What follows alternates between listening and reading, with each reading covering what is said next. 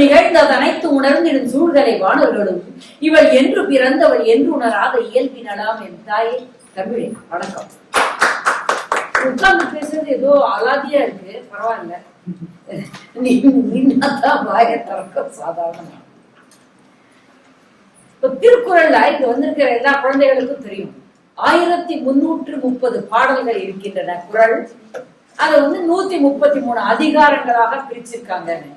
என்னுடைய உரையை தொடங்குவதற்கு முன்பாக ஒரு வேண்டுகோளை வைத்து விட்டு உரையை தொடங்குகிறேன்.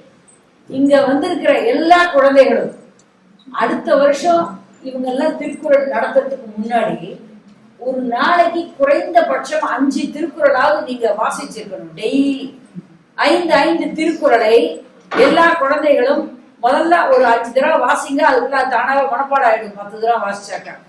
அதற்கு இங்க இருக்கும் பெற்றோர்களை மிகவும் ஆதரவு தருமாறு வேண்டி விரும்பி கேட்டுக்கொள்கிறேன். இந்த குழந்தைங்க மட்டும் இல்ல, உங்க குழந்தைங்களுக்கு தோழர்கள் தோழிகள், உங்க வீட்டுக்கு வம்பு பேச வர்ற வேற விதமான அப்பா அம்மாக்கள் மாமா மாமிகள் எல்லார்கிட்டையும் அவங்க பாட்டுக்கு ஒரு பக்கம் வம்பு பேசிட்டு குழந்தை பாட்டுக்கு இந்த பக்கம் திருக்குறள் படிக்கணும்னு சொல்லி அதையும் கூட்டு வர சொல்லுங்க. வீட்டில் இருக்கிற குழந்தையோ பேரம்பேத்தியோ எதா இருந்தாலும் அப்படியே பாத்தீங்கன்னா கொஞ்ச நாள்ல ஒரு குழுவான குழந்தைகள் திருக்குறளை பற்றி அதிகமாக பேசவும் அந்த திருக்குறளை அதிகமாக கற்கவும் ஆரம்பித்து விடுவார்கள். நான் சொல்லுவது விளையாட்டு போல தெரியும். என்னுடைய சொந்த குழந்தைங்களுக்கே சின்ன வயசுல கற்றுக் கொடுக்கறதுக்குள்ள போதும் ஆயிடுச்சு. எனக்கு அவங்களுக்கு நிறைய லஞ்சம் கொடுத்துதான் கற்றுக். அதாவது ஒரு பெரிய உண்டியல் தனித்தனியா அவங்க பேர் எழுதி வச்சு ஒரு பக்கம் பாரதியார் கவிதைகள், ஒரு பக்கம் ஔவையாருடைய கொன்றை வேந்தன்ல இருந்து இது எல்லாத்தையும் எழுதி போட்டு காலைல நான் ஆபீஸ் போயிட்டு ராத்திரி நான் வரத்துக்குள்ள அதை மனப்பாடம் பண்ணிருக்கணும். அதை பண்ணி அன்னைக்கு ராத்திரி சொல்லிட்டாங்கன்னா அவங்க பேர் அதுல $1 போட்டுருவாங்க. அந்த $1 அவங்க கைக்கு கொடுக்கப்பட மாட்டாரு. அவங்க பேர்ல அக்கௌண்ட் திறந்துருப்போம், அதுல கொண்டு போய் சேர்த்துருவோம். அதுக்கு அவங்களையும் கூட கூட்டு போவோம். நிஜமாவே முதல்ல எல்லாம் ரொம்ப அன்பில்லிங்கா இருந்தாங்க. அதுக்கப்புறம் பார்த்தாக்க என் கையில காசு வேகமா செலவழிய ஆரம்பிச்சிருச்சு. அவங்களுக்கு நிறைய சேர்ந்த உடனே இன்னொரு கண்டிஷன் பாதியிலே போட்டோம். அந்த சேர்ந்த காசுல எல்லாம் ஒரே ஒரு செலவு தான் செய்யறதுக்கு அலோடு. புஸ்தகம் வாங்கலாம், அது தமிழ் புக்கோ ஆங்கில புக்கோ அதை பற்றி பிரச்சனை இல்லை, புஸ்தகம் மட்டும்தான் வாங்கலாம். அதே போல பொழுதுபோக்கு என்னுடைய குழந்தைகளை வளர்த்தது தேசிய நூலகம் தான். 3 வயசு 4 வயசு குழந்தைய அவசரத்துல விட்டுட்டு போக இடம் இல்லாத சமயத்துல வாட்டர் பாட்டில் பிஸ்கட்டோட தேசிய நூலகத்துல உட்கார்ந்து போன அருமையான தாய் நான். ஏன்னா அப்பெல்லாம் வசதி இல்லை படிப்புன்னு வைப்பதற்கு, வேற வழி இல்லை. இந்த கட்டத்தை விட்டு வெளியே வந்துடாத, இங்கேயே உட்காந்து இப்படியே படிச்சுட்டு 1 hour ஓடி வந்துடுறேன் ஒரு நேர்முக தேர்வுக்கு போயிட்டு சொன்ன ஆட்கள் நாங்க. இதெல்லாம் எதுக்கு பகிர்ந்து கொள்கிறேன் என்றால் சொந்த பெருமையை சொல்றதுக்கு இல்லை. எதுவுமே முடியாதுன்னு நினைக்கிற பெற்றோர்கள் கூட உங்களுக்கும் செய்வதற்கு நிறைய இருக்குங்க. திருக்குறளை ஏன் இவ்வளவு தூரம் கட்டிட்டு தூங்குறோம்? இப்போ ஒரு 2 மாசத்துக்கு முன்னாடி ஏப்ரல்ல வலைத்தமிழ்னு நீங்க கேள்விப்பட்டிருப்பீங்க. வலைத்தமிழ் அந்த இணையதளம் வைத்திருப்பவர் சா பார்த்தசாரதி அவர்களுடைய நண்பர். அவர் சிங்கப்பூர்ல என்னுடைய திருக்குறள் புத்தகத்தை வெளியிடணும்னு சொன்னாரு. அது என்னன்னா, திருக்குறள் எத்தனை பதிப்புகளாக எத்தனை மொழிபெயர்ப்புகளில் வந்துள்ளதுங்கிறத பத்தி ஒரு ஆராய்ச்சி நூல் எழுதி அதை உலக அரங்கத்துல அத்தனை நாடுகளிலும் வெளியிடுவதற்கு அவர் ஏற்பாடு செஞ்சிருக்கிறாரு. சின்ன குழந்தைங்க மாத்திரம் படிக்கிறது இல்ல திருக்குறள், ரொம்ப பெரியவங்களும் படிக்கிறது தான். இல்லைன்னா அவ்வளவு பெரிய ஆள் அவருக்கு தலைக்கு மேல 1008 வேலை இருக்கு, அது எல்லாத்தையும் விட்டுட்டு திருக்குறள் ஆராய்ச்சி நூல் செய்திருக்கிறாருன்னு சொன்னாக்க அதுல ஏதோ விஷயம் இருக்கு. அது என்னன்னு பார்த்ததானே தெரியும். இன்றைய தலைப்புக்காக மட்டும் திருக்குறளை கையில் எடுக்கல நானு. நல்லவேளை இந்த திருக்குறள் தலைப்புல இத செய்து அவர் சொன்னார். இந்த திருக்குறள் என்பது நமது வாழ்வியலோடு இணைந்தது. அவங்க சொன்னாங்களே மலேசியால மாநாடு, அதுக்கு போக வேண்டியது போக முடியல, கட்டுரை மட்டும் அனுப்பிட்டு உட்கார்ந்து இருக்கிற ஆட்கள் நாங்கெல்லாம். அதே போல இந்த பட்டிமன்றங்களுடைய எண்ணிக்கைங்கிறது நாங்க எண்ணிக்கை வச்சுக்கிறது இல்லை. ஏதாவது எனக்கு உதவி செய்பவர்கள் ஒரு எண்ணிக்கையை கண்டுபிடிச்சு சொல்லுவாங்க, அதை வச்சு அப்படியா எனக்கு தெரியலன்னு. இந்த இணையம் இந்த கோவிட் காலத்துக்கு பிறகு பட்டிமன்றம் ஒரே நாள்ல 4 நாள் செஞ்சிருக்கோம். என்ன வேற செய்யறதுக்கு ஒண்ணுமே கிடையாது. நாங்க பண்ண எந்த வாணிபத்துல இருந்து ஒரு பைசாவும் வரல. வீட்டை விட்டு வெளியே போக முடியாது, வீட்டுக்குள்ளேயே ஆளை கூப்பிட முடியாது. என்ன பண்ண? அதனால நாள் பொழுது போனா பொழுது வந்தா இதுதான். அமெரிக்காவுக்காரங்க பட்டிமன்றம் கேட்டாங்கன்னா அதுக்கு ராத்திரி 2 மணிக்கு செய்வோம். இப்படியாக போய் கடைசியில பட்டிமன்ற எண்ணிக்கை ஏறினதுதான் மிச்சம். திருக்குறளை எல்லாருக்கும் தெரியுதான்னு அது ஒரு பிரச்சனையா தான் இருக்கு இன்னும். ஏன்னு கேட்டா திருக்குறள் எப்பயோ வந்தது. அதுக்கும் இப்பொழுதுக்கும் என்ன தொடர்பு என்று கேட்பவர்கள் இந்த காலத்தில் இருக்கதான் செய்யறாங்க. ஆனால் பலருக்கு தெரியாத ஒரு உண்மை என்னவென்றால், எம்பிஏன்னு சொல்றாங்க இல்லையா, மேலாண்மை படிப்பு, அந்த எம்பிஏ பட்டத்திற்கு வச்சிருக்கிற யூனிட்ஸினுடைய அந்த சிலபஸ் சொல்லக்கூடிய பாடத்திட்டத்தை நீங்கள் எத்தனை பேர் பார்த்திருக்கிறீங்கன்னு எனக்கு தெரியாது. அதனுடைய பாடத்திட்டத்தை நீங்க ஆங்கிலத்துல போய் பார்த்து அதை மொழிபெயர்க்க முயற்சி பண்ணி செய்தால் கூட திருக்குறள்ல இருக்கிற 1330 திருக்குறள் இருக்கு இல்லையா, இதுதான் எம்பிஏ. இத ஆங்கில சொற்களோடு அல்லது இதை டெக்னிக்கல் டேர்ம்னு சொல்லக்கூடிய தொழில்நுட்ப வார்த்தைகளோடு சொல்லும் பொழுது அது ஒரு பட்டப்படிப்பாக பெற்றுவிடுகிறது. ஆக நீங்கள் 5ஆம் வகுப்பு படித்தவராக இருந்தால் கூட திருக்குறளை தலை முதல் கால் வரை படித்து பொருளோடு உணர்ந்து அதை உங்களுடைய வாழ்க்கையில பின்பற்றவும் தொடங்கிவிட்டால் நீங்க 10 MBA பெற்றவர்கள் ஆவீர்கள். இதுக்கு செலவே கிடையாது. இது கூட திருக்குறள் புக் வச்சிருக்காங்க. அந்த மாதிரி புத்தகத்தை எனக்கு பரிசா கொடுக்கறது வேணாலும் உங்களுக்கு கொடுத்துடுறேன், இந்த குழந்தைகளுக்கு கொடுக்கறத நீங்க வாங்கிக்கங்க. ஏன்னா இந்த திருக்குறள் புத்தகங்கள் கட்டாயமாக அனைவராலும் படித்து பின்பற்ற வேண்டிய ஒரு விஷயம் அப்படிங்கிறத மறந்துடக்கூடாது. பிறகு பார்த்தீங்கன்னா மானிட பண்பு இருக்க, அந்த மானிட பண்பினுடைய இயல்புகள் அனைத்தும் திருக்குறள்ல சொல்லியிருக்காங்க. திருக்குறள்ல சொல்லாத ஒரு பண்பு உலகத்துல எந்த மூலையிலையும் இருக்க முடியாது, எங்கேயுமே இருக்க முடியாது. அதாவது எதனால திருவள்ளுவரை மதிக்கணும்னு சொன்னா, இன்றைக்கு இணையத்து மேல எவ்வளவு மரியாதை வச்சிருக்காங்க இவங்கெல்லாம். இவங்களால நம்மளும் சேர்ந்து இணையத்து மேலதான் மரியாதை வச்சிருக்கோம். இணையத்தில் இருக்கிற கூகுள் மாத்ரா, கூகுள் பிதா, கூகுள் குரு, கூகுள் தெய்வம், கூகுள் குலதெய்வம் ஆகி போட்டாரு. அந்த கூகுள் குலதெய்வத்தை விட அதிகமாக தெரிந்த குலதெய்வம் நம்ம திருவள்ளுவர். காரணம் நீங்க தேடுற அனைத்து விவரங்களும் அதுல இருக்கு, அனைத்து விவரமும் இருக்கு. ஆக வாழ்க்கையை எல்லா விவரமும் நான் கூகுள் மாதிரி இல்லை, எல்லா விவரமும் நான் தரேன். ஆனா அந்த விவரத்தை கையாண்டு எப்படி நெறிப்பட வாழ்வதுன்னு சொல்லிட்டு பக்கத்துல ஒரு கோனார் நோட்ஸும் சேர்த்து போட்டிருக்காரு. அதுதான் திருக்குறளுடைய சிறப்பு. நம்ம அதை நல்லா கவனிக்கணும். திருக்குறள்ல பாத்தீங்கன்னா எந்த குறளை எடுக்கிறது எந்த குறளை விடுறது அப்படின்னு ஒண்ணு இல்லை. அகர முதல ஆரம்பிச்சு ஒவ்வொரு அதிகாரத்துல உள்ள குறளும் பாத்தீங்கன்னா பொருள், அதுக்கு பொருள் மாத்திரம் சுவாமிஜிக்கள்ல ஆரம்பிச்சு நம்ம கலைஞர் ஐயா வரைக்கும் அனைத்து பேரும் உரை எழுதிட்டாங்க. இவ்வளவு பேர் உரை எழுதுறதுக்கு அந்த 1.25 அடியில என்ன இருக்குன்னா யோசிச்சு பார்க்க வேணாமா? நம்ம இவ்வளவு பேர் உரை எழுதுறாங்க. இத்தனையும் தாண்டி நான் படிச்சா எனக்கு ஒரு உரை தோணுது. அது எனக்கு புத்தாரித்தனம்னு அர்த்தம் இல்ல. நமது வாழ்வியல் அனுபவத்தை அதோட பொருத்தி பார்க்கும் பொழுது நமக்கு ஒண்ணு புதுசா தோணுது. ஒரு நாத்திகவாதி படித்தால் அவருக்கு ஒரு புதிய பொருள் தோன்றுகிறது. ஆத்திகத்தில் ஊறியவர்கள் படித்தால் அவர்களுக்கு ஒரு பொருள் தோன்றுகிறது. எந்த பொருள் தோன்றினாலும் அந்த பொருளின்படி நீங்கள் வாழும் பொழுது வாழ்க்கையில் ஒழுங்கில்லாது செல்வதற்கு வழியே இல்லை. உங்க குழந்தைகள் எல்லாம் நம்ம எத்தனை வகுப்புகளுக்கு அனுப்புறோம், எல்லா இடத்துலயும் அத்தனை வகுப்புகளுக்கு அனுப்பும் போது திருக்குறள் வகுப்பு யார் நடத்துறாங்களா தெரியல. அதை நீங்களே வீட்டுல சொல்லி கொடுக்கலாம். திருக்குறள் வகுப்பு குறைந்தபட்சம் 30 நிமிஷம் அவங்க வீட்டிலேயே உங்களுக்கு அந்த குழந்தைகள் வாசிச்சால்தான் நீ உதைப்பந்து விளையாட செல்லலாம், நீ கிரிக்கெட் விளையாட செல்லலாம், அப்பதான் நீ நீச்சலுக்கு செல்லலாம், உன் ஃப்ரெண்டோட ரோட்ல சுத்தலாம். இப்படி எல்லாத்துக்கும் சலுகைகள் கொடுக்கலாம். திருக்குறளுக்காக நீங்கள் கொடுக்கும் லஞ்சம் அது. நீங்க இதெல்லாம் பண்ணிட்டா அதெல்லாம் செய்ய முடியும்னு சொல்லலாம், தப்பே கிடையாது. அன்றாடம் படிக்க முடியுமான்னு கேட்காதீங்க. அன்றாடம் பல்லு தேய்க்க முடியும், அன்றாடம் சாப்பிட முடியும், அன்றாடம் தூங்க முடியும். இந்த தொல்லைக்காட்சியை கூட அன்றாடம் ஒரு 10 நிமிஷமாவது பார்த்துடும். அப்படி இருக்கும் பொழுது ஆனா அதே ஒரு 10 நிமிஷம் வாசிக்கட்டுமே வாயால. டெய்லி சாமி கும்பிடுற மாதிரி இதை ஒரு 5 திருக்குறள் 10ன்னு சொல்லுவேன். ஆனா 5ன்னு சொன்னாதான் 10வது முடியும்ன்றதுனால 5ன்னு சொன்னேன். அதுவாக செய்ய வேண்டும், அது செய்ய முடியும். நான் அறிவுரை சொல்வதற்கு வரல, என்னோட ஆதங்கத்தினால இதை முதல்ல சொல்லிக்கிறேன், அவ்வளவுதான். இப்பொழுது உடைத்தம் வலியறியார் ஊக்கத்தில் ஊக்கி இடைக்கண் முறிந்தார் பலர். என்னது பொருள்? தன்னுடைய வலிமை இவ்வளவு அப்படின்னு அவனுக்கு தெரியாது. அவர்கள் ஊக்கத்தால் முனைந்து தொடங்கி இடையில அதை முடிக்க முடியாமல் அழிந்தவர்கள் பலர் உண்டு. அப்படி அழியாது இருக்கணும்னு சொன்னாக்க அனுமானுக்கு ஒரு ஜாம்பவான் போல ஒவ்வொரு குழந்தைக்கும் அதனுடைய தந்தையும் தாயும் அந்த குழந்தையினுடைய வலிமை என்ன என்று அறிந்து அந்த குழந்தைக்கு சொல்லி அந்த குழந்தைகளை முன்னேற்றுகிறார்கள் என்பது இந்த அணியினுடைய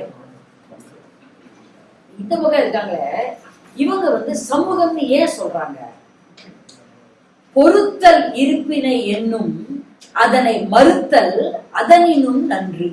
இது என்னது? எவ்வளவு தீமைகள் ஒருத்தர் செஞ்சாலும் அந்த தீமையை நாம் தண்டிக்க முடியும்னு தெரிஞ்சா கூட, தனி மனிதனுக்கு நான் சொல்லுவது தனி மனிதனுக்கு அந்த தீமையை அந்த தனி மனிதனால் தண்டிக்க முடியும்னு தெரிஞ்சா கூட அந்த தீமையை பொறுத்து அருள்க, அந்த தீமையை மனதில் வைக்காமல் மறந்து விடுவதுதான் நல்லது இப்படின்னு ஒரு கருத்து இருக்கு. ஆனால் இப்படிப்பட்ட கருத்தை மன்னிக்க வேண்டும், எந்த தாய் தந்தையும் தன்னுடைய குழந்தைக்கு சொல்ல மாட்டோம். என்னை சேர்த்தா சொல்றேன், யாரும் சொல்ல மாட்டோம். அவன் அடிச்சுட்டான், நீ என்ன பாட்டுக்கு சும்மா நின்று திருப்பி ஒரு அரை விட வேண்டியதானே கேவல உடனே வந்து சொல்லுவோம், அவன் என்னை கிள்ளிவிட்டான், உன் கை இந்த பூ பறிச்சிச்சா, எல்லாம் வீட்டுலதான் நம்மளோட சண்டை, நாளைக்கு அவனை கிள்ளிட்டு வந்தாதான் அவனுக்கு சோறு வீட்டுல இல்லைன்னா கிடையாது. இது பெற்றோர் சொல்லுவோம், நம்ம இல்லையான்னு சொன்னாலும் நம்ம சொல்லுவோம். வீட்டுல தாத்தா பாட்டி இருந்தா அடிக்கல, அவங்க ஸ்கூல்ல டீச்சர் என்ன பண்ணிட்டு இருந்தாங்க, அவங்கள்ட்டையாவது சொல்லி தொலைக்கப்படாது, வீட்டுக்கு வந்து ஓராமான்னு அழுதுட்டு உட்கார்ந்து இருக்க அப்படின்னு சொல்லுவாங்க.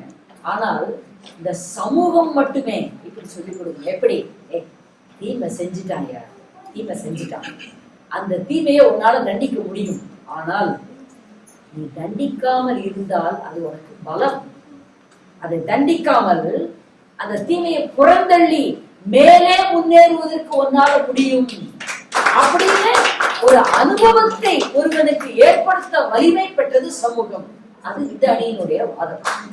அப்படி பார்த்தீங்கன்னா இந்த ரெண்டு அணியுமே பயங்கர பலசாலியா தான் இருக்கு. ஆனா இந்த பலசாலிகளுக்கு நடுவுல குட்டீஸா உட்கார்ந்து இருக்காங்களேன்னு நினைக்காதீங்க.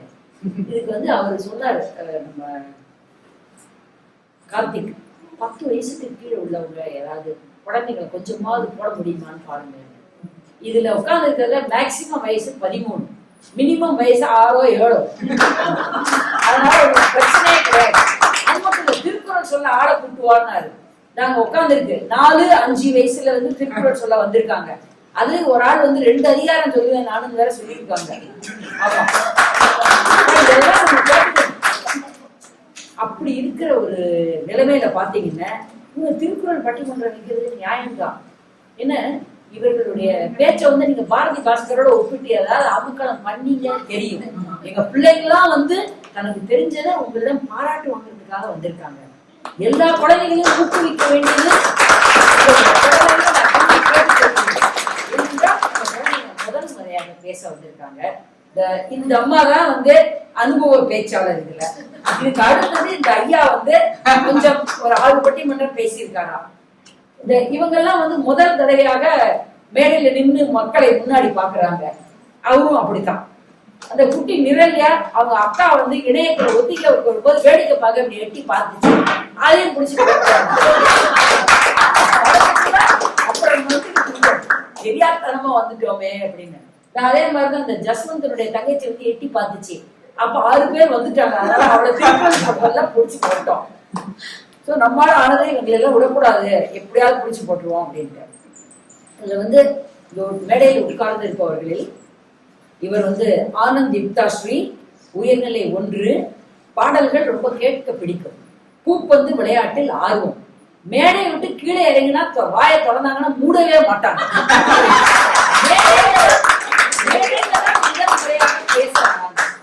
வெளியில வந்து இவங்க ஓவரா பேசுறத பார்த்து பொறுக்க முடியாம இந்த லீலா ராணி வந்து இவரை தூக்கி எப்படியாவது போட்டு ராஜி அப்படின்னு சொன்னாங்க.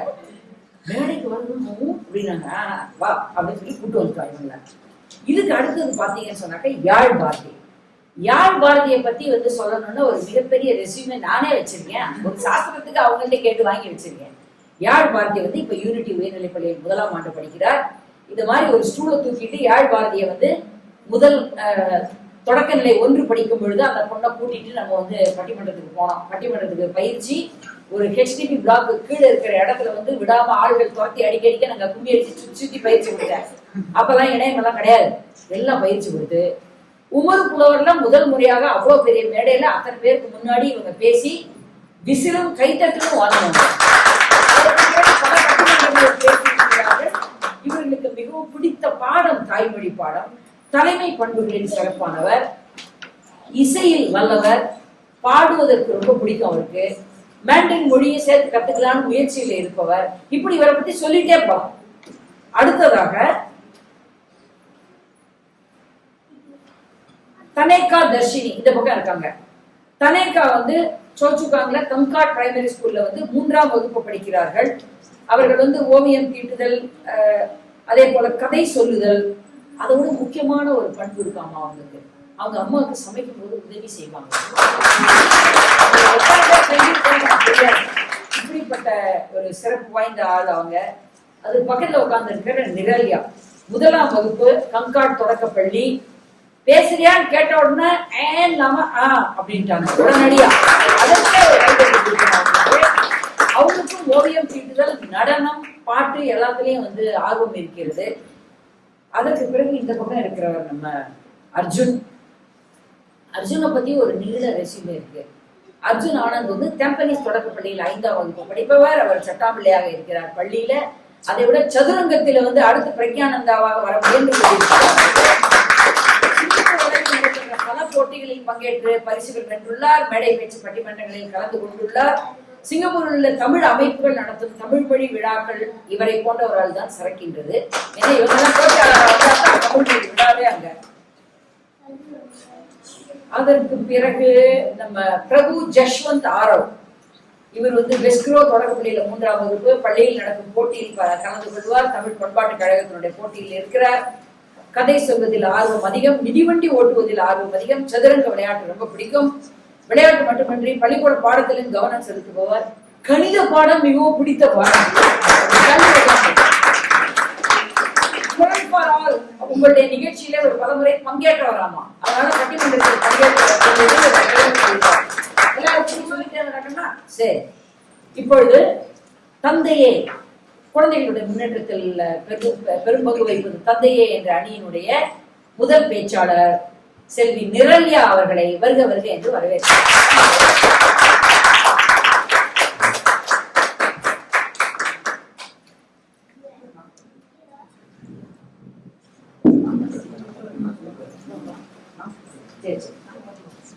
தூக்கி நிறுத்தம்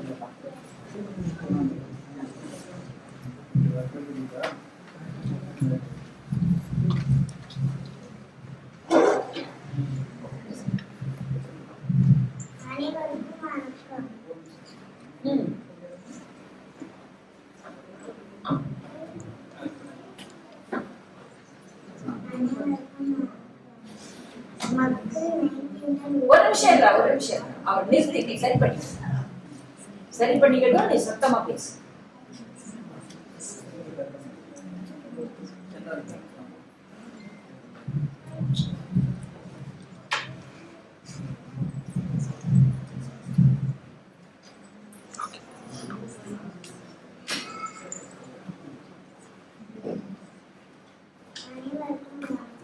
இல்ல நீங்க நடந்துக்கலாம், அவங்க பேசிடுவாங்க.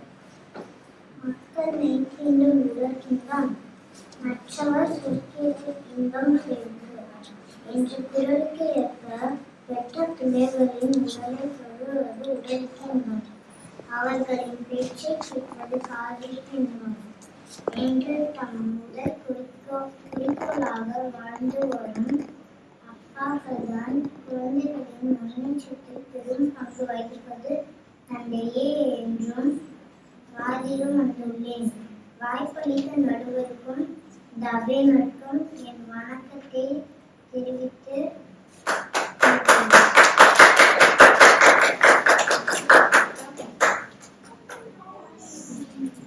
உலகினில் 680 மக்கள் மழலைச்சொல் கேளாதவர் என்று திருக்குறளை அறியாதவர் உண்டா? பெற்ற பிள்ளைகளின் பொருளற்ற பெற்றுகள் போல இசையை விட உயர்ந்தது என வாழ்ந்து வரும் அப்பாக்கள் படும் பாடு கொஞ்ச நஞ்சம் அல்ல. ஏன் அந்த அப்பாவை விட சமூகத்திற்கு அதிக அக்கறை இருக்க போகிறது?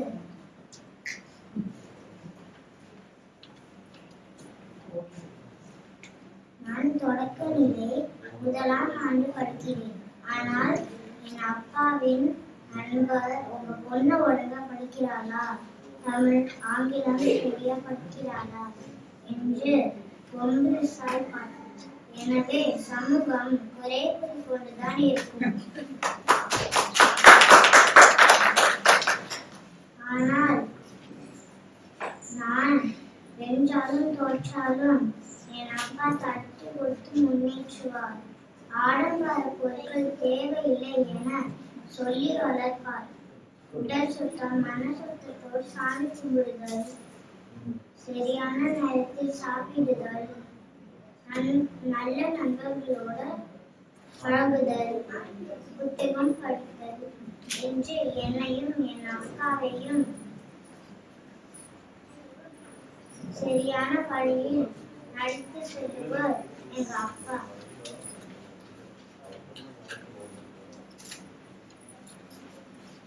எனவே நடுவர் அவர்களே, குழந்தைகளின் முன்னேற்றத்தில் பெரும் பங்கு வகிப்பது தந்தையே என்றும் சிறப்பு அளிக்குமாறு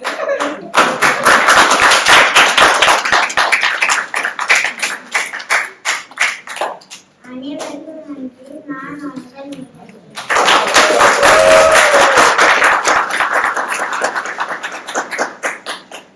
மிக்க நன்றி நிரல்யா. அது நிரல்யாவோட கன்னி பேச்சு.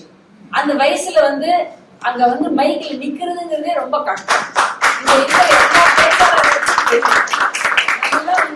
வயசு முதிர்ந்த பிறகு கூட ஸ்டூல் மேல நிக்காம தரையில நிக்கும் போதே கை காலெல்லாம் நடுங்கின காலம் எல்லாம் உண்டு எல்லாருக்கும். அதனால அந்த குழந்தையை நாம் மிகவும் ஊக்கப்படுத்த வேண்டும். மிக்க நன்றி. விளையாட்டா சொல்ற மாதிரி சொன்னாலும் ஒரு அழகா ஒரு விஷயம் சொன்னாங்க. நான் 1ஆம் கிளாஸ் தான் படிக்கிறேன், எனக்கு இங்கிலீஷ் வருமா தமிழ் வருமானு எங்க அப்பாவோட ஃப்ரெண்ட்ஸ் எல்லாம் வம்பு விசாரிச்சுட்டு போறாங்க.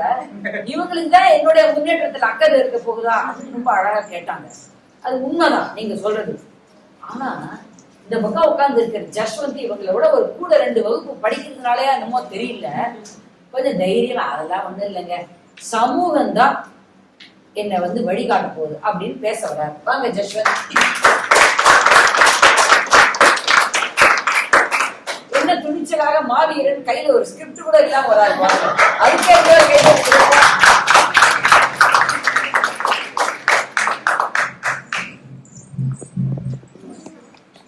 அறிவற்ற காக்கும் கருவி செருவாக்கும் உதவிகளாக அறிவு அழிவு வராமல் காக்கும் கருவியாகும். அன்றியும் பய கொண்டு இருப்போருக்கும் அழிக்க முடியாத உள் அழகும் ஆகும் என்ற ஆழமான பொருளை குழந்தைகளும் புரிந்து கொள்ளும் வகையில் அவருக்கு எடுத்துரைப்பது சமூகமே. தந்தை குழந்தை முன்னேறுவதற்கு பாடுபடும் போது என்ன சொல்வார் தெரியுமா? சிறப்பாக கல்வி கற்றால் முதல் மதிப்பெண் பெறலாம், பிற்காலத்தில் புகழ் பெறலாம், எல்லோரும் பாராட்டுவார்கள், வீட்டுக்கு பெருமையாக இருக்கும், நல்ல வேலைக்கு போய் நன்றாக சம்பாதிக்கலாம் என்றெல்லாம் கூறுவார்கள். ஆனால் பள்ளிகள் உள்ளிட்ட சமூகம் அப்படி சொல்லிக் கொடுக்காது. அறிவின் பயனை விதைப்பது கூட சமூகமே. நடுவர் உள்ளிட்ட இந்த அவைக்கு வணக்கத்தையும் வகிப்பது சமூகமே என்று வாகனம். ஒரு குழந்தையினுடைய அடித்தளம் குடும்பமாக இருக்கலாம், அதை போலவே அதன் முதல் தொடக்கம் தாய் தந்தையும் தொடங்கலாம். ஆனால் அதனுடைய வளர்ச்சியும் சரி, அதனுடைய நலனும் சரி, இதனை சமூகத்தால் மட்டுமே நிர்ணயிக்கப்படுகிறது.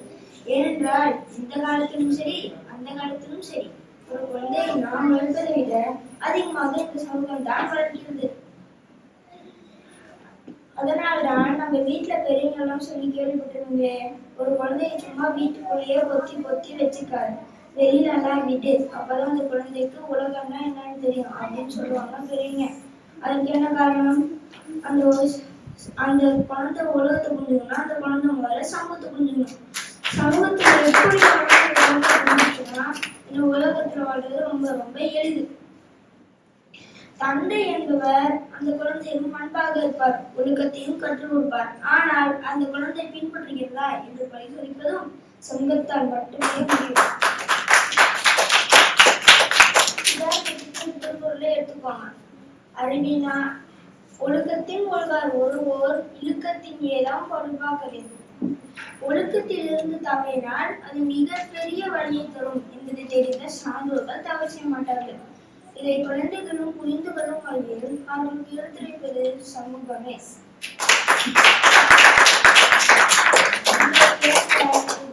சரியான அமையாமல் போன குழந்தை கூட, அல்லது தாய் தந்தை சரியான முறையில் அரவணைப்பு தர முடியாமல் போன குழந்தை கூட இந்த சமூகத்தின் உதவியால் நல்ல நிலைக்கு வர வாய்ப்பிருக்கிறது. இந்த சூழலை அப்படியே மாற்றி பாருங்க. ஒருவேளை தாயும் தந்தையும் நல்லபடியாக அமைகிறார்கள், ஆனால் அந்த குழந்தையை சுற்றியுள்ள சமூகம் நல்லபடியாக அமையாமல் போனால் அந்த குழந்தை வாழ்க்கையில் வெற்றி பெறுவது நீங்களும் சொல்லுங்க. நம்ம எதிரணியர் தந்தை மட்டும் சொல்ல வராங்க. அது மிகவும் கடினம். உதாரணத்துக்கு இந்த திருக்குறளை எடுத்துக்கோங்க. அறிவினான் ஆகுவதுண்டோ இறுதியில் நோய் தாண்டோர் போல் கொற்ற கடை. இந்த திருக்குறளோட பொருள் என்னன்னா, எவ்வளவுதான் அறிவாளியாக இருந்தாலும் சக மனுஷனுக்கு வலிக்கும் போது வலிக்கலன்னா அவன் பெற்ற அறிவுக்கு எந்த மரியாதையும் இல்லை. இதை அப்பாக்களால் குழந்தைகளுக்கு அனுபவ ரீதியாக கடக்க முடியாது. அந்த வாய்ப்பை சமூகம் வழங்குகிறது. ஏனென்றால் வீடு என்பது தொடக்கப்பள்ளி, ஆரம்பம் மட்டுமே. தந்தை என்பவர் முதலடிகளை எடுத்து வைக்க மட்டுமே சொல்லிக் கொடுப்பவர். அதனுடைய தந்தையினுடைய வழி முடிந்து விட்டது. அதற்கு பிறகு அந்த குழந்தை எடுத்து வைக்கும் ஒவ்வொரு அடியிலும் இந்த சமூகம் தான் தீர்மானிக்கிறது.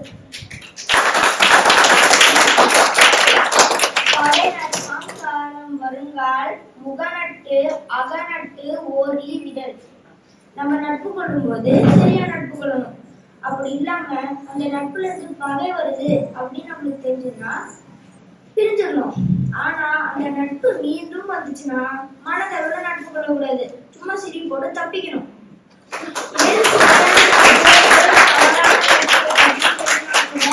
சமூகம் சார்ந்த அறிவு வேண்டும் நடுவர்களே. நம்ம எதிரணியர் சொல்றாங்க தந்தை இருந்தால் போதுமே, ஆனா தந்தைகளால் இதை குழந்தைகளுக்கு கடத்த முடியாது. நடைமுறையாக அமையும் பொழுது அந்த சமூகத்தில் இருக்கும் மக்கள் மிகவும் நல்லவர்களாக இருப்பார்கள். அப்போது அந்த குழந்தை கிடைக்கக்கூடிய நட்பு நடுவடையாக அமைகிறது. சுற்றமும் நட்பும் சிறப்பாக அமையும் பொழுது அந்த குழந்தைக்கு முன்னேற்றத்திற்கும் மகிழ்ச்சிக்கும் குறைவே இல்லை. குழந்தை அம்மா அப்பா சொல்லிக் கொடுக்கும் அன்பையும் அறிவையும் சுமந்து அந்த சமூகம் கலந்து வாழ்ந்து சமூகம் கொடுக்கும் அனுபவங்களை சுமந்து வாழ கற்றுக்கொள்கிறதோ அந்த குழந்தையே வாழ்க்கையில் வெற்றி நடை போடும். அதனால் குழந்தைகளின் முன்னேற்றத்தில் பெரும் பங்கு வகிப்பது சமூகமே. சமூகமே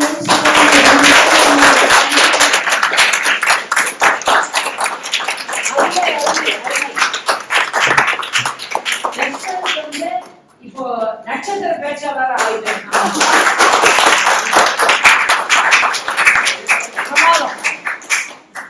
உண்மையிலே அவரை பாராட்டணும். அப்படியே கூலா ஒரு குரல்ல வந்து பேசிட்டு ஜம்முன்னு போய் உட்கார்ந்துருக்காரு. இவர் பேசுனதுக்கு பிறகும் அதெல்லாம் அவர் என்ன பேசி பயமுறுத்துறா, நாங்கெல்லாம் அப்படி நடிக்கிறோமா என்ன அப்படின்னு சொல்லிட்டு இந்த பக்கம் வந்து கனேக்கா வராங்க. வாங்க.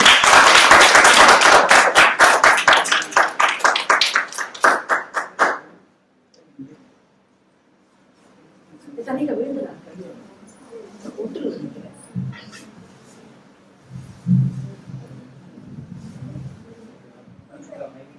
உனக்கு ஸ்டூல் வேண்டாமே கீழே கூட அவ உயரமா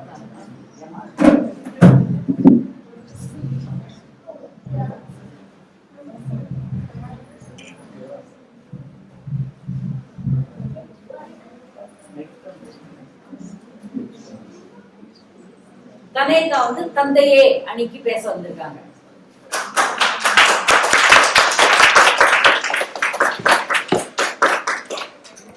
அனைவருக்கும் என் மாலை வணக்கம். என் பேர் கனேகா தர்ஷினி. தம்மின் தம்மக்கள் அறிவுடைமை மாநிலத்து மண்ணுக்கெல்லாம் இனிது. பெற்றோரை காட்டிலும் பிள்ளைகள் அறிவில் சிறந்து விளங்கினால் அது பெற்றோருக்கு மட்டுமே அன்றி உலகில் வாழும் அனைவருக்கும் அக மகிழ்ச்சி தருவதாக வள்ளுவர் வாழ்ந்த காலம் இருந்திருக்கிறது. இன்று இதே குரலை எடுத்துக்கொண்டால் தம்மை விட தம் குழந்தைக்கு சிறந்த அறிவு இருந்தால் ஒவ்வொரு தந்தையும் ஆனந்த கண்ணீர் வடிப்பார். ஆனால் நான் என்னை சுற்றியுள்ளோரை விட மேம்பட்ட அறிவோடு இருந்தால் இன்றைய சமூகத்தில் பெரும்பாலும் பொறாமை தான் அதிகமாக இருந்திருக்கும். நடுவர் உள்ளிட்ட இந்த அவையை வணங்கி குழந்தைகளின் முன்னேற்றத்துக்கு பெரும் பங்கு வகிப்பது தந்தையே என்னும் என் அணிவாதத்தை தொடங்கின்றேன். மகன் தந்தைக்கு ஆற்றும் முதல் இவன் தந்தை என்னோற்றான் கொள்ளெனும் சொல். திருவள்ளுவர் தாத்தாவே என்ன சொல்லியிருக்கார் தெரியுமா?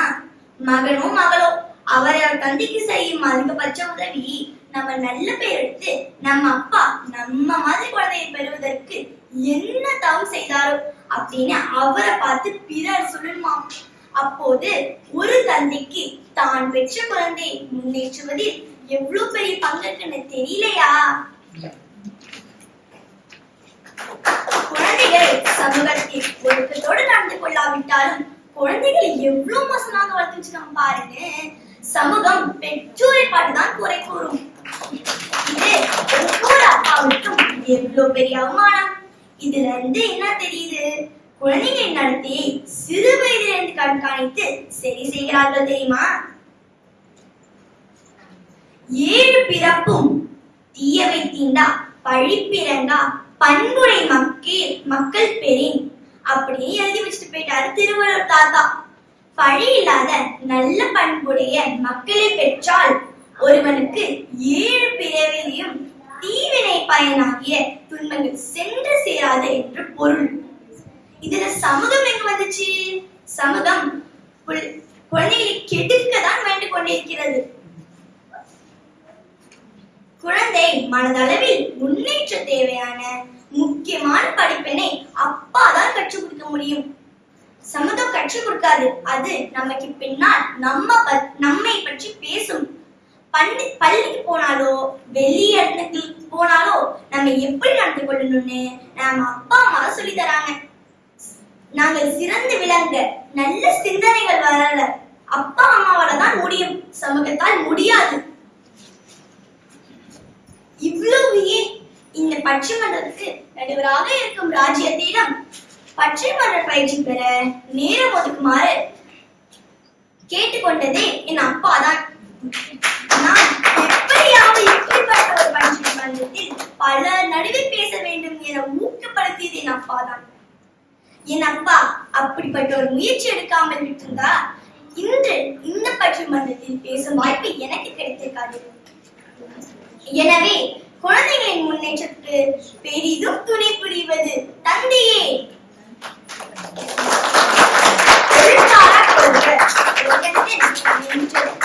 அழுக்காறு இல்லாத இயல்பு உள்ளத்துள் பொறாமை இல்லாமல் வாழும் குணத்தை ஒரு தந்தையும் தாயும் தான் சொல்லி தருவாங்க.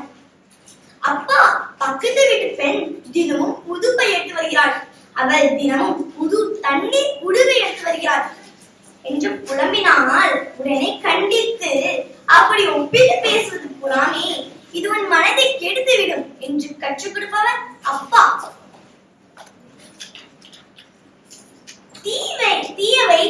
தீய பயத்தினால் தீயவை தீனும் அஞ்சப்படும்.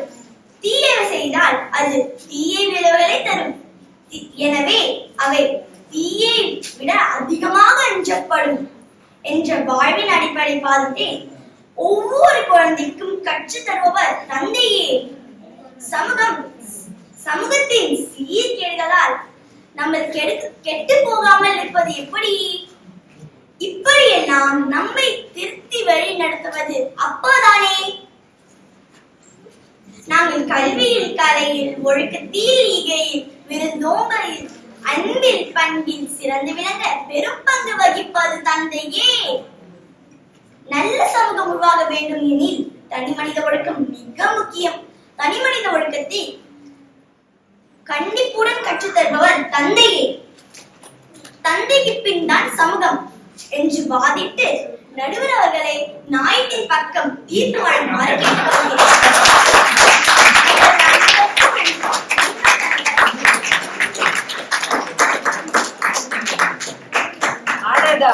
மிக்க நன்றி கனேகா. கனேகாவுக்கு இது முதல் பட்டிமன்றம்.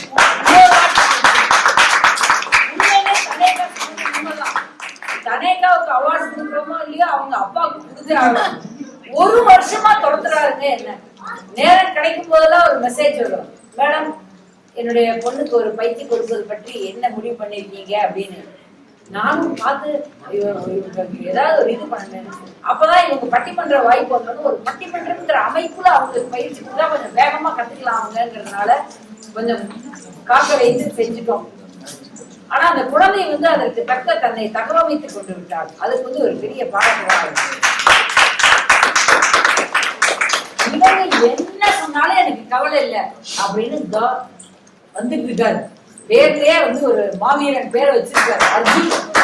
வாங்க அர்ஜுன், சமூகமே அப்படிங்கிற அணிக்காம அர்ஜுன் பேச வராரு. அர்ஜுன் உனக்கு ஸ்டூல் வேணாமா? சரி.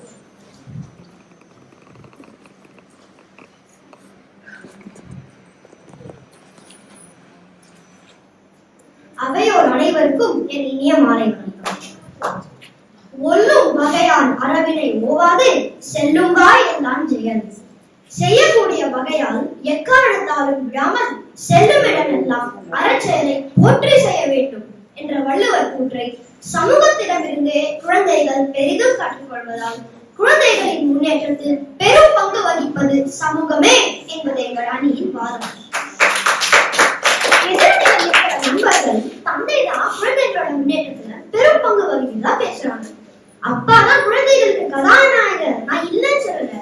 அதுக்காக அப்பா தான் குழந்தைங்க முன்னேற்றத்துல பெரும் பங்கு வகிக்கிறாருன்னா சொல்லிட முடியாது. அதுக்கு நிறைய காரணங்கள் இருக்கு. குழந்தைகளோட முன்னேற்றம் அப்படின்னு சொன்ன உடனே எல்லாருக்கும் ஞாபகத்துக்கு வருது படிப்பு, வேலை, இதெல்லாம் தான். ஆனா அது மட்டும் முன்னேற்றம் இல்லை. நல் ஒழுக்கத்துல வர முன்னேற்றம் தான் ரொம்ப முக்கியமானது. நல்லொழுக்கம் இல்லாம என்னதான் அறிவாளியாவோ இல்ல திறமசாலியாவோ இருந்தாலும் இந்த உலகத்துல யாரும் மதிக்க மாட்டாங்க. அப்துல் கலாம் ஐயாவன் அவர் செஞ்ச பெரும் அறிவியல் சாதனைகளுக்கெல்லாம் உலகமே வியந்து பார்த்துச்சு. ஆனா அதை விட முக்கியமா சமூகத்துக்கு அறிவுரைகளையும் தொடர் உரைகளையும் சொல்லி ஆயிரக்கணக்கான குழந்தைகளோட மனசுல நேர்மறையான எண்ணங்களை விதைச்சாரு. அப்பாக்கள் இல்லாத குழந்தைகள் கூட அவருடைய அக்கறையான வழிகாட்டுதல்னால வாழ்க்கையில முன்னேறினாங்க. நாங்க இப்படிப்பட்ட சமூகத்தோட பங்களிப்பத்தான் வெளிச்சம் போட்டு காட்டுறோம். அப்பா குழந்தைகிட்ட என்னதான் அறிவுரை சொன்னாலும் வீட்டுக்கு யாராவது நண்பர்கள் வந்தா குழந்தைங்க தன்னோட விளையாட்டு பொருட்களை பகிர்ந்து கொள்ள மாட்டாங்க. சாப்பிட பொருளும் அப்படித்தான். அதையே அவங்க ஆசிரியர் ஒரு பாட்டை பாடி இல்ல கதைய சொல்லி ரொம்ப சுலபமா புரிய வச்சிருவாங்க. பள்ளிக்கூடத்துல முதல்ல சரி தர விஷயமே இந்த பகிர்தல் தான். இத வள்ளுவர் 2000 வருஷத்துக்கு முன்னாடியே இந்த குறள் மூலமா சொல்றாரு. பகுத்துண்டு பல்லுயிர் ஓம்புதல் நூலோர் தொகுத்தவற்றுள் எல்லாம் தலை. பகுத்துண்டுதல்ங்கிற நல்ல பண்பை ஒரு சமுதாயம் தான் குழந்தைகள் கிட்ட வளர்க்குது. அப்பா குழந்தைய பாதுகாக்கத்தான் முயற்சி செய்வாரே தவிர ஆகட்டும் வரத தன் குழந்தை சந்திக்கட்டும்னு அப்படியே விடுற அப்பாக்கள் ரொம்ப குறைவு. தன் குழந்தைக்கு ஒரு வேலையாவது பண்ணி போட்டு உணவோட அருமையை உணர்த்தணும்னு எந்த அப்பா அம்மாவும் செய்ய மாட்டாங்க. இதனால பெற்றோரோட கருணை பல சமயம் குழந்தைகளை முன்னேற விடாம தடுக்குது. ஆனா இந்த சமூகங்கிற கட்டமைப்பு குழந்தைகளுக்காக இந்த கருணையை விளக்கி எது சரி எது தவறுன்னு ரொம்ப சுலபமா அனுபவ ரீதியா கற்றுக் கொடுக்கும். அனுபவ அறிவுன்னு சொல்ற பட்டறிவு தான் குழந்தைங்க முன்னேற்றத்துக்கு வழிவகுக்குது. எல்லா குழந்தைகளும் நண்பர்கள் இருப்பாங்க இல்லையா? சிறந்த நட்புனா என்ன? எந்த வேறுபாடும் இல்லாம நண்பனுக்கு தேவையான நேரத்துல உதவி செய்யறதுதான். உதவிங்கிறது ஏதாவது பொருள் வாங்கி தர்றது மட்டும் இல்லை. ஒரு குழந்தை தவறு செஞ்சா அது எடுத்து சொல்றது உதவிதான். அப்படிப்பட்ட நட்பு சூழ்ந்த சமுதாயம் தான் குழந்தைகளோட முன்னேற்றத்துல பெரும் பங்கு வகிக்குதுன்னு இந்த திருக்குறள் மூலமா தெரிஞ்சுக்கலாம். நட்பிற்கு வீற்றிருக்க யாதலில் கற்பின்றி ஒல்லுங்காய் ஊன்றும் நிலை. ஒரு குழந்தை எவ்வளவு சின்ன வயசா இருந்தாலும் பள்ளிக்கூடத்துல விதிமுறைகளுக்கு கீழ்ப்படிவதை கத்துக்கலாம். தன்னை விட உயர்ந்த ஒரு அதிகாரத்திற்கும் சட்டத்திற்கும் உட்படுறதையும் கத்துக்கிறாங்க. ஏன்னா பள்ளிகளோட கட்டமைப்பு அறிவியல் பாடத்துல வர்ற விதிமுறைகளையும் சூத்திரங்களையும் என்னதான் படிச்சாலும் பரிசோதனை செஞ்சு பார்க்காம முழுசா புரிஞ்சுக்க முடியாது. அதே மாதிரிதான் பள்ளிக்கூடமும் ஒரு பரிசோதனை கூடம். உதாரணமா இப்ப உலகத்துல இருக்கிற பெரிய பிரச்சனையே ஒற்றுமை இல்லாம இருக்கிறதுதான்.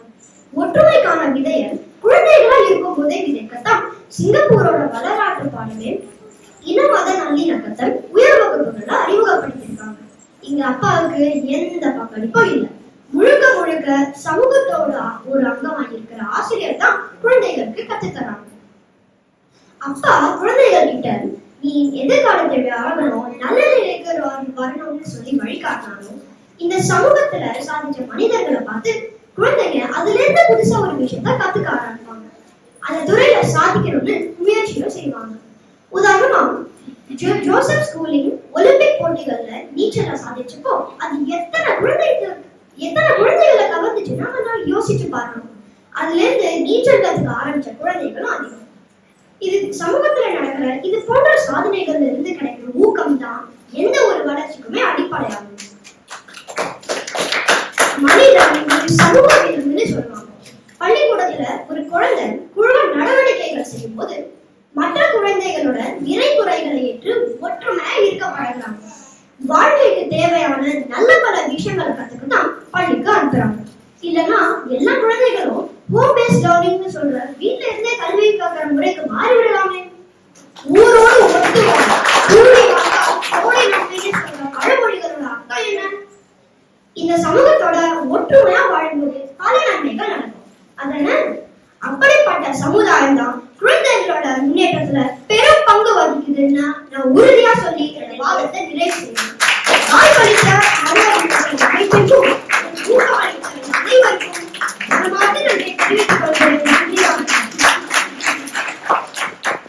மிக்க நன்றி. அர்ஜுன் அருமையா பேசிட்டாரு, பிரமாதமா பேசிட்டாரு. அர்ஜுன் பேசுற விஷயத்துல என்னன்னா அவர் ரொம்ப உணர்வு பூர்வமா ஒரு நல்ல பாவத்தோட அவர் அருமையா அவருடைய வாதத்தை முன்வைத்து சென்று விட்டார். அர்ஜுன் பகுத்துண்டுன்னு சொல்லும் போது அங்க ஒரு பையன் வந்து எல்லாருக்கும் உணவு கொடுக்குறான். தம்பி உணவு கொடுத்த தம்பி கொஞ்சம் நிறுத்தி கையா, மேடையில இருக்கிற 6 குழந்தைகளையும் ரொம்ப தொந்தரவு செய்கிறாய். அதனால இப்ப கொஞ்சம் உணவு கொடுப்பதை நிறுத்தி விட்டு எங்க பட்டிமன்றம் முடிஞ்சதுக்கு பிறகு கொடுக்குமாறு தாழ்மையோடு கேட்டுக்கொள்கிறேன். ஏன்னா இங்கேயே 6 குழந்தைங்க இருக்காங்கல்ல, இங்க இருந்து பாப்பாங்கல்ல, எங்க பிள்ளைங்க எல்லாம் பாவையா. அடுத்ததாக தந்தையே என்ற அணியின் நிறைவு பேச்சாளராக அந்த அணியின் தலைவி யாழ் பாரதி அவர்கள்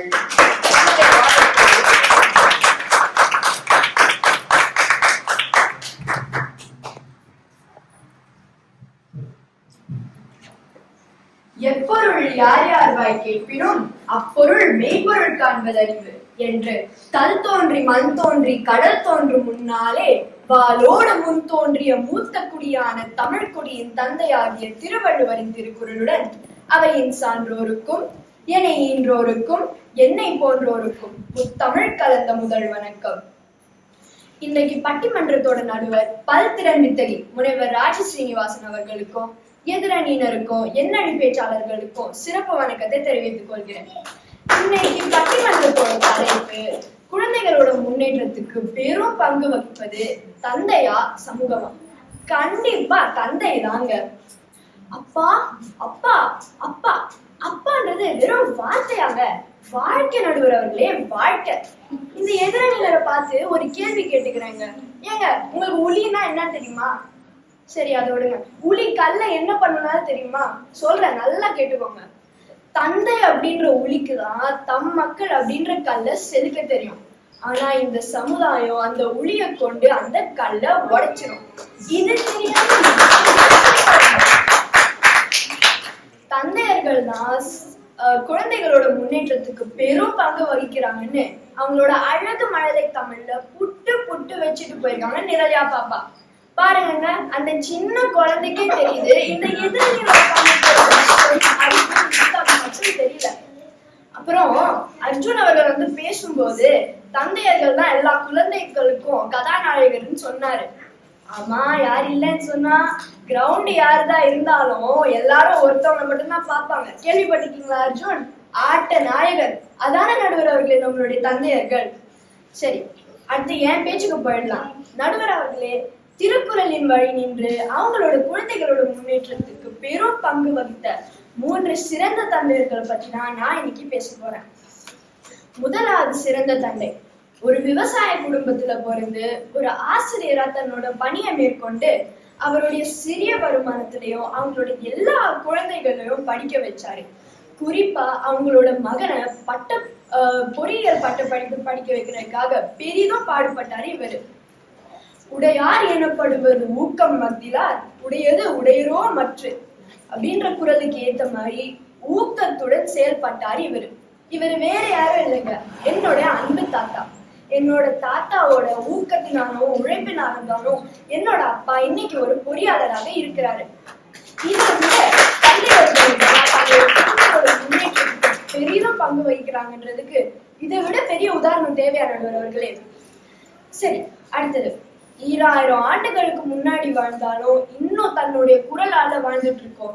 திருவள்ளுவரோட கல்வியின் சிறப்பை நன்கு புரிந்து கொண்டவர் தான் இந்த 2வது சிறந்த தந்தை.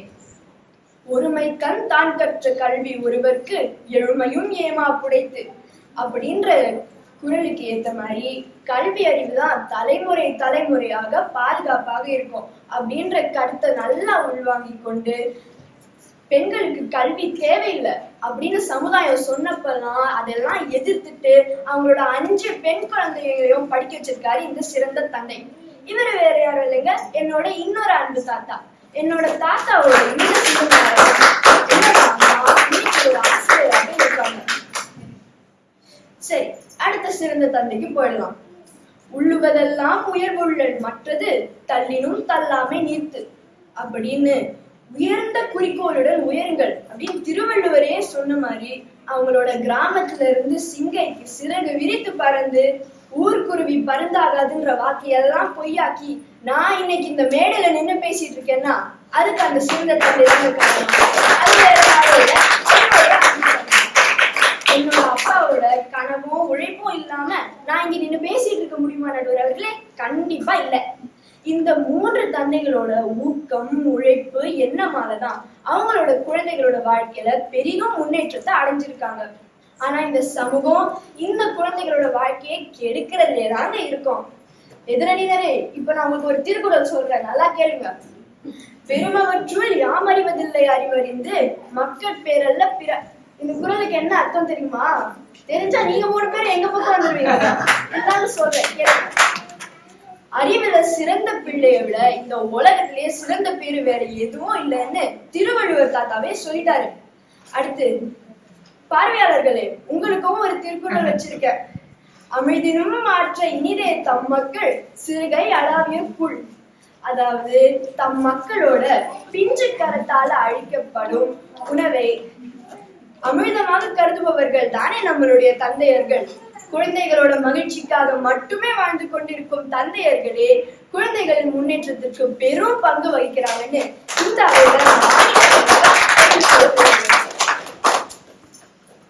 அப்பா அப்பா அப்பா இது வெறும் வார்த்தை இல்லைங்க, வாழ்க்கை. அப்பானா என்னங்க? தன் தோள் கொடுத்தே எம் தோள் உயர்த்தியவர், தம் மானம் பாராமல் என் மானம் உயர்த்தியவர், தன் தூக்கம் கலைத்தே நம் துன்பம் துடைத்தவர், தன் மகிழ்வை மறந்தே நம் இன்பத்தை இரட்டிப்பாக்கியவர். இவர் தானேங்க நம்மளுடைய அப்பா.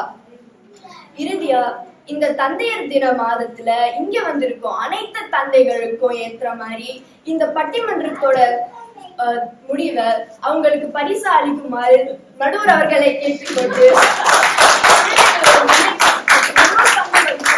தந்தையே தந்தையே தந்தையே என்று வாய்ப்பை கொடுத்து நன்றி.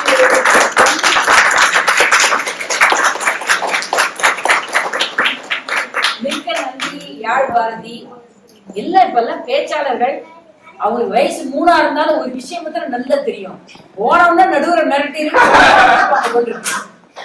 இந்த சலசலப்புக்கெல்லாம் அஞ்ச மாட்டேன். உங்களை மாதிரி எத்தனை குட்டீஸை பார்த்துருப்போம் நம்ம. எல்லா குழந்தைகளும் வந்து ஆனா அவங்க பேசுறதுல நிறைய தெளிவு இருக்கு. இப்ப யாழ் பாரதி சொன்னது ஓ வீட்டப்பா என் வீட்டப்பாவோட எனக்கு தெரியாதியா. ஏன் சொந்த வீட்டுல எங்க பரம்பரையில 3 அப்படம் தெரியும். 3 பேரும் வந்து இவ்வளவு வெற்றிகரமா எல்லாம் செஞ்சு கொடுத்துருக்காங்க. உலகம்னா எனக்கு எங்க அப்பா தானே. ஏன் வந்து பிள்ளையார் மாத்திரம் வந்து சிவனையும் அவங்க அம்மாவையும் சுத்தினா ஒத்துக்குவீங்க, நாங்க ஒத்துக்க மாட்டீங்களா? இதுதான் அவங்களுடைய ஸ்டாண்டே, அவ்வளவுதான். ஆக அவர்கள் பேசுவதுல வந்து ஒரு பொருள் இருக்கிறது. என்ன இந்த யுக்தா பேசுறதையும் கேட்காம நான் பதில் சொல்ல முடியாது. யுக்தா வந்து சமூகமே அப்படின்னு பேச வராங்க.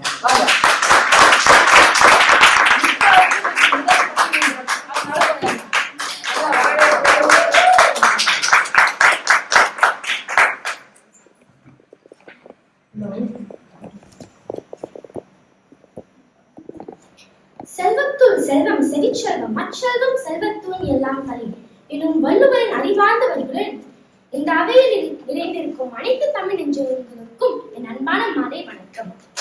குழந்தைகளின் முன்னேற்றத்தில் பங்கு வகிப்பது சமூகம் தான் நடுவர் அவர்களே. இந்த எதிரணியர் எல்லாம் நாங்க எல்லாம் ஏதோ தந்தையரை குறை சொல்ற மாதிரி எங்களை பாக்குறாங்க. தந்தையர்கள் எங்களுக்கு எதுவும் செய்யவில்லை என்று நாங்க சொல்லவில்லை. ஆனால் குழந்தைகள் முன்னேற்றத்தில் பெரும் பங்கு வகிக்கிறது தான் நாங்க சொல்றோம். இந்த வித்தியாசத்தை முதல்ல எதிரணியர் நல்லா புரிஞ்சுக்க வேண்டும். இன்னாசைதாரி ஒருத்தன் அவனான நன்மையும் செய்துவிடாது. நமக்கு தீமை செஞ்சவங்களுக்கு கூட நல்லதே செய்ய வேண்டும். வாழ்க்கைக்கு எவ்வளவு முக்கியமான கருத்து இந்த கருத்து. ஒரு குழந்தைக்கு வளரும் பருவத்திலேயே யார் நடுவர்களே இதை சொல்லி தருவாங்க? பள்ளிகளையும் ஆலயங்களையும் தேவாலயங்களையும் மசூதிகளையும் தானே இதை சொல்லி தருவாங்க. அப்படின்னா சமூகம் தானே முதலில் குழந்தைகள் நல்ல கருத்துக்களை சொல்லிக் கொடுக்கிறார்கள். இதை யாராவது மறுக்க முடியுமா? அது மட்டுமா, செய்யாத செய்திக்கு பயகமும் வானகமும் ஆற்றல் அளிக்கிறது. இந்த திருக்குறளோட பொருள் தெரியுமா எதிரணியினரே? நாம ஒரு உதவியும் செய்யாத போது நமக்காக பலனை எதிர்பார்க்காம உதவி செய்யவர்களுக்கு இந்த வானத்தையும் பூமியையும் கொடுத்தால் தவறில்லை அப்படின்னு இந்த திருக்குறள் சொல்லுது. இந்த குறளை கேட்ட உடனே ஒரு மாணவியாக எனக்கு ஞாபகத்தில் வருவது யார் தெரியும்? ஆசிரியர்கள் தான். அதுவும் குறிப்பாக ஒழுங்கு நடவடிக்கை ஆசிரியர் எல்லா பள்ளிகளிலும் இருப்பார். அந்த ஆசிரியரை எந்த மாணவருக்கும் பிடிக்காது. மாணவர்கள் வெறுப்பை சம்பாதித்தாலும் அவங்க ஒரு நல்ல வழிக்கு கொண்டு போறதுக்கு எவ்வளவு கஷ்டப்பட்டிருக்காங்கன்னு தெரியுமா? இந்த மாதிரி ஆசிரியர்களால் அவர்களுடைய அறிவுரையால் சிறந்து விளங்கிய குழந்தைகள் எத்தனையோ பேர் இருக்கிறாங்க. இப்படிப்பட்ட சமூகம் தான் குழந்தைகளின் முன்னேற்றத்தில் பெரும் பங்கு வகிக்குது நாங்க சொல்றோம். பெற்றோர்கள் இருவரும் வேலைக்கு போகின்ற சமுதாயத்தில் நாம் வாழ்ந்து கொண்டிருக்கிறோம். குழந்தைகள் ஒரு நாளுடைய அதிகமான நேரத்தை பள்ளிகளிலும் மாணவர் காப்பு மையங்களிலும் தானே செலவிடுறாங்க. வெகு சிலர் தான் தாத்தா பாட்டி பொறுப்பில் இருக்கிறாங்க.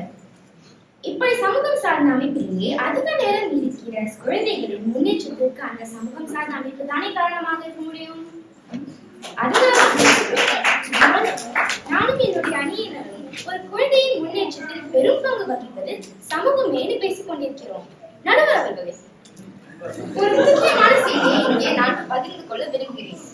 மன இறுக்கம் அப்படின்னு சொல்லப்படுற ஆட்டிசம் இந்த நோயால பாதிக்கப்பட்ட குழந்தைகள் சிங்கப்பூரில் எப்படி வளர்றாங்கன்னு உங்களுக்கு யாராவது தெரியுமா? எவ்வளவுதான் அன்பான பெற்றோர்கள் இருந்தாலும் ஆட்டிசம் குழந்தைகளை அவர்களால் தனியாக வளர்க்க முடியாது. இப்படிப்பட்ட குழந்தைகளுக்கு அவர்களுக்கு ஏற்ற கல்விகளை கற்பிக்க அரசியல் தனித்துவமான பள்ளிகளை உருவாக்கி வைத்திருக்கிறது. அந்த குழந்தைகள் சிக்கல் இல்லாமல் கல்வி கற்கிறார்கள், தங்கள் வாழ்க்கையை மேம்படுத்திக் கொள்கிறார்கள். இப்ப சொல்லுங்க, குழந்தைகளின் முன்னேற்றத்தில் பெரும் பங்கு வகிப்பது சமூகம் தான் நடுவர் அவர்களே. உடற்குறை உள்ள குழந்தைகளின் பயணம் செய்வதற்கு ஏற்ற மாதிரி நம்முடைய பேருந்திலும் சிறப்பான ஏற்பாடுகளை அரசாங்கம் செய்து வைத்திருக்கிறது. உடற்குறை ஒரு தடையில்லா என்று அரசாங்கம் இன்னும் பல ஏற்பாடுகளை செய்து கொண்டிருக்கிறது.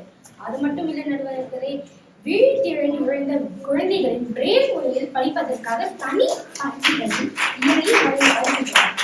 இத்தனை ஏற்பாடுகளை செய்து தந்தவர்கள் அரசாங்கம் என்று சமூகம் தானே நடுவர்களே. குழந்தையின் முன்னேற்றத்துக்கு பெரும் பங்கு வகிப்பது சமூகம் தான். இறுதியாக ஒரே ஒரு கருத்தை மட்டும் சொல்லி என்னுடைய வாதத்தை நான் முடிக்கிறேன் நடுவர்களே. நிறையுடைமை நீங்காமல் வேண்டி உரையுடைமை போற்றி ஒழுக்கப்படும் என்ற குறளில் திருவள்ளுவர் என்ன சொல்ல வரார்னா, பொறுமையுடையவராக வாழ்வதின் முக்கியத்துவத்தை மிக அழகாக சொல்கிறார். எல்லாவற்றிலும் நிறைவே இருக்கணும் அப்படின்னு நினைச்சா முதலில் பொறுமையுடையவர்களாக இருக்கணும் அப்படின்னு சொல்றாரு. இப்படிப்பட்ட கருத்துக்களை இந்த காலத்தில் உள்ள தந்தையர்கள் சொல்ல முடியுமா? முடியாது. ஏன்னா அவங்களுக்கு பொறுமைனா என்னது தெரியாதுங்க. காலையில வேக வேகமா எந்திரிக்கிறது என்று எழுந்து விடுவது, அப்படியே வேக வேகமா அவங்க அலுவலகத்துக்கு போக வேண்டியது, அதே வேக வேகமா அதே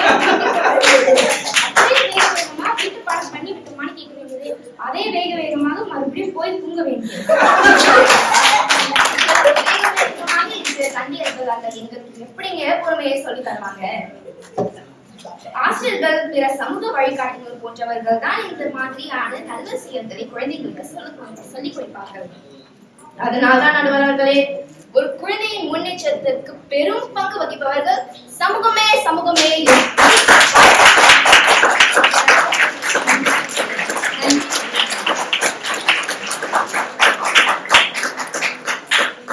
மிக்க நன்றி யுக்தா. யுக்தாக்கு வந்து அவங்க அப்பா அவங்க முன்னாடி பார்த்த உடனே இன்னும் வேக வேகமா பேசுறாங்க. ஆமா, அவங்க வீட்டுல எல்லாம் வச்சு திட்ட முடியாது, அதான் ஒரு சின்ன அவையில வச்சு செஞ்சிருவோம் ஒரு வழியா சொல்லிட்டாங்க. 2 அணிகளும் பேசி முடிச்சுட்டாங்க. அவங்க சம்பிரதாயப்படி 2 அணிகளுமே நடுவர் மண்டையை கொஞ்சம் உருட்டிட்டு, அது என்னமா தெரியல, அது பிறந்த குழந்தையில இருந்து குழந்தை வரைக்கும் முதல்ல சொல்லி கொடுக்குறது அந்த நடுவுல ஒரு அம்மா சேர் போட்டு உட்காந்து ஒரு ஐயா உட்காந்து இருப்பாரு. போனோன்னா அவங்க மிரட்டி, அப்பதான் அவங்க நீ பேசுறத கவனிப்பாங்கன்னு சொல்லிடுவாங்க போட்டு. ஆனால் 6 குழந்தைகளும் மிகவும் சிறப்பாக தன்னுடைய கருத்துக்களை எடுத்து வைத்தார்கள். இதில் 2 குழந்தைகளை தவிர பாக்கி எல்லாருமே வந்து முதல் முறையாக பேசியவர்கள். முதல் முறையாக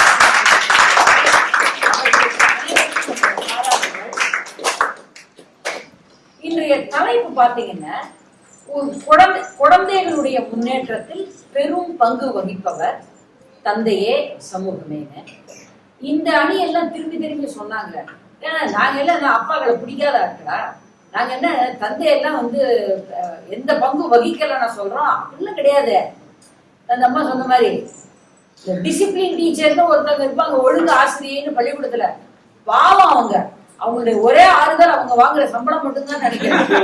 காரணம் வந்து அந்த ஒழுங்கு ஆசிரியரை நேராவும் மறைமுகமாவும் திட்டாத மாணவரே கிடையாது. அது ஒழுங்கு ஆசிரியரை வந்து தமிழ் தெரிஞ்ச மாணவர்கள பலர் அக்ரிணையில திட்டி நானே கேட்டிருக்கேன்.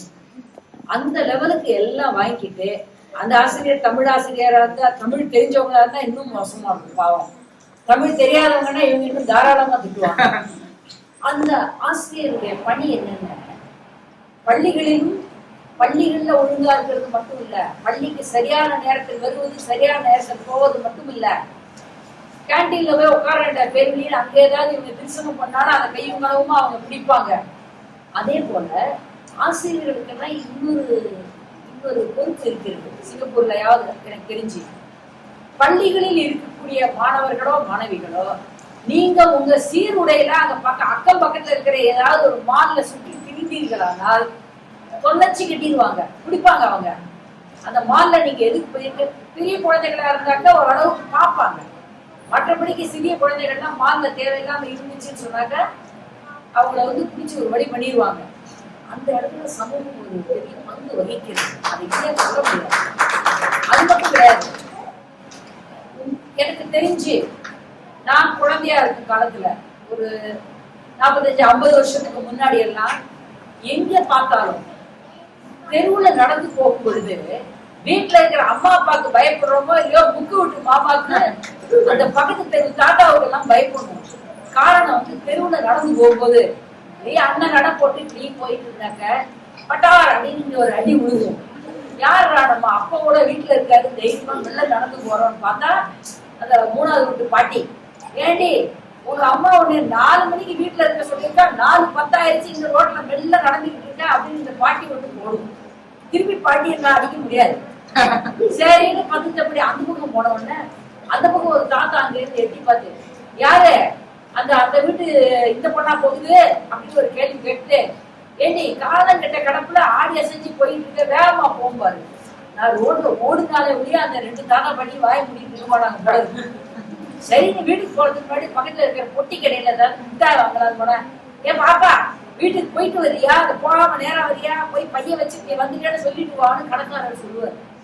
இது அத்தனையும் நாம் அனுபவித்திருக்கிறோம். இந்தியாவில் சிறிய வயதில் வளர்ந்தவர்களாக இருந்தால், நீங்க வந்து சென்னையா இருந்தா கூட நீங்க இருக்கிற பேட்டையிலையாவது இதை அனுபவிச்சிருப்பீங்க. கிராமத்துல எல்லாம் கேட்கவே வேணாம்.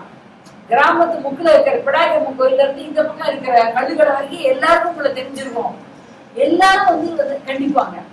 இது எப்படின்னா சமூகமாக அந்த கட்டொழுங்கை அவர்கள் வந்து கட்டி காத்தார்கள். நம்மளும் வந்து முன்னு வெட்டி வீட்டுக்கு வந்துட்டு தாத்தா திட்டுறாரு அப்படின்னு அப்பாட்ட கூட சொல்ல பயப்படுவோம். அம்மாட்ட வந்து முனைகிட்டே இருப்போம், அந்த தாத்தா திட்டுறாரா அப்பப்ப என்னன்னு விசாரிக்கிறேன்னு. நீங்க ரொம்ப சந்தோஷமா, ஆஹா நம்மளை வந்து திட்டாங்கன்னு போய் கேட்க போறோம். அவர்கிட்ட போயிட்டு ஏங்க என் பிள்ளை என்ன திருசம் பண்ண சொல்லியிருங்க, அது சொல்ல மாட்டேங்குதுன்னு போய் கேட்பாங்க. நம்மளை பத்தி ஏதாவது வைக்கிறதுக்கு வட்டி இருக்கான்னு போய் இவங்க சேகரிச்சுட்டு வருவாங்க தகவல் தான். அப்படி வீடும் சமூகமும் 2 பேரும் கைகோர்த்து கொண்டு செயற்பட்ட காலம் உண்டு. அப்புறம் பாத்தீங்கன்னா திருவள்ளுவர் அவர் எழுதின காலம் எத்தனை 1000 வருடங்களுக்கு முன்பாக.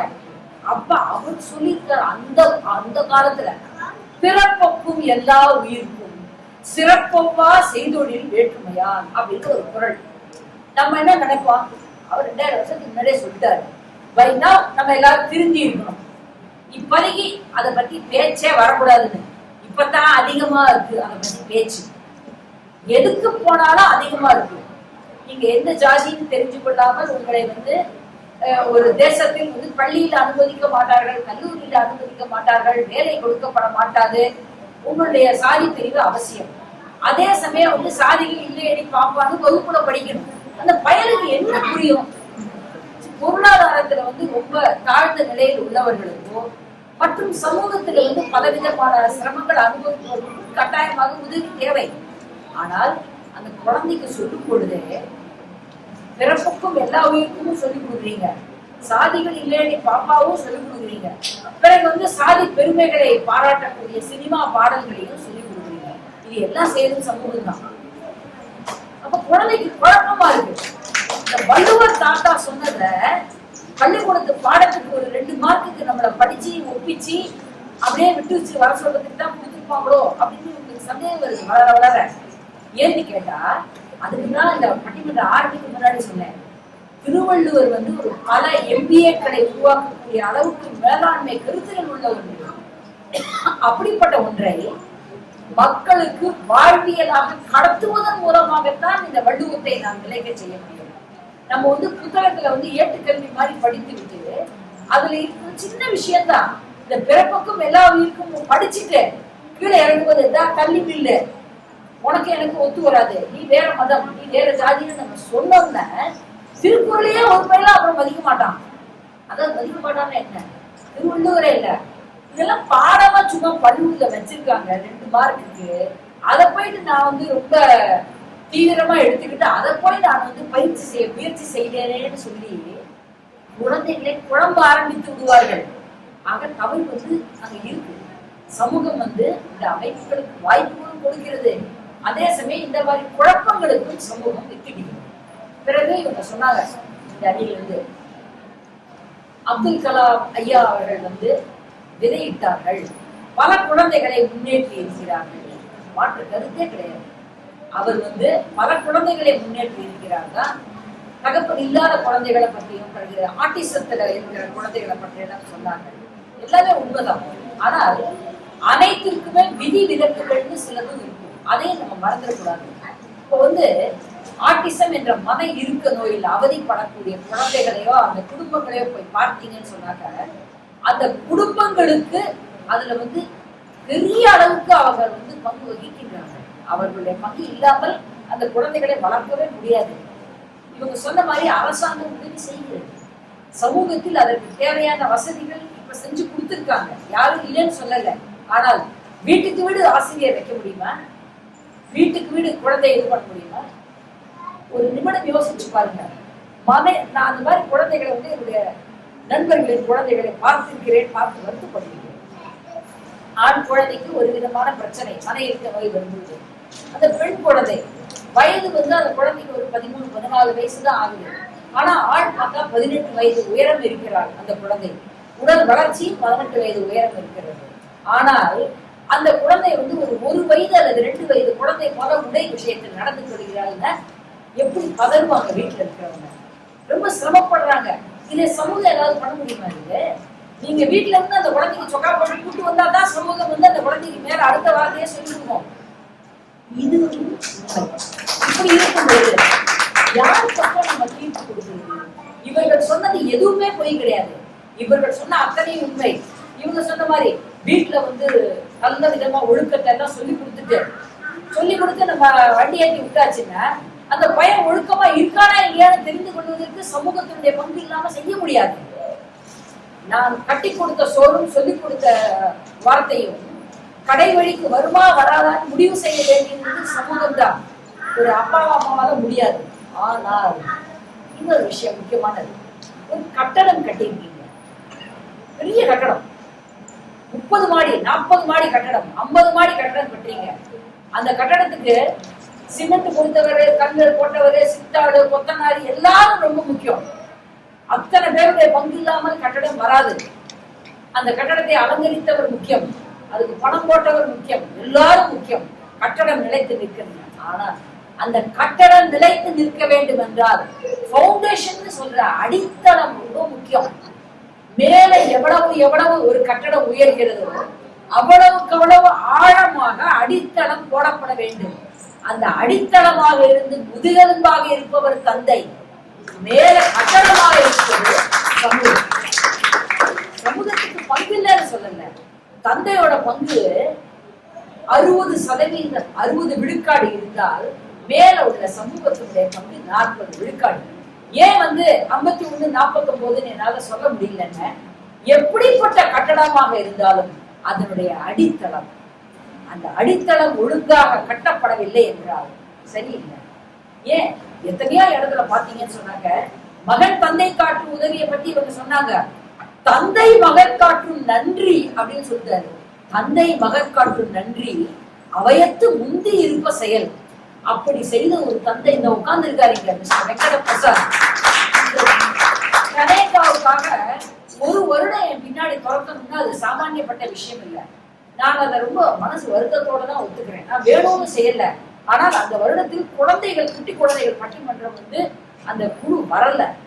அது வரும் பொழுது அந்த குழந்தைக்கு பயிற்சி கொடுத்தால்தான் அதற்கு இன்னும் வெற்றிகரமாக இருக்குங்கிறதுனால ஒத்தி போட்டு ஒரு வழியா அந்த குழந்தைக்கு அவளே சொன்ன போனாலும் தெரியுது. இப்போ நம்ம அப்பானாலதான் எப்படி கஷ்டப்பட்டு. நான் என்ன சொல்கிறேன் என்றால், ஒரு தந்தையும் தாயும் சரி, தந்தையும் நான் சொன்னா தந்தை, தாய், தாத்தா, பாட்டி, அந்த குடும்பம் க்ளோஸா இருக்கிற எல்லாரையும் சேர்த்துதான் அந்த தந்தை என்பவன் பிரதிபலிக்கிறார். அவர்கள் தான் அடித்தளம். அவங்க முதுகு மேல இந்த ஸ்டூல் போட்டு நான் குழந்தைகளை நிக்க வச்ச மாதிரி அவங்க முதுகு மேல நின்று மைக் வச்சு பேசினா அந்த பெருமை மைக்குக்கு இல்ல, எவன் முதுக கொடுத்தானோ நிக்கிறதுக்கு. குழந்தைகள் முன்னேற்றத்தில் பெரும் பங்கு வகிப்பது தந்தையே. அந்த தந்தைக்கு தோள் கொடுப்பது சமூகமே என்று கூறி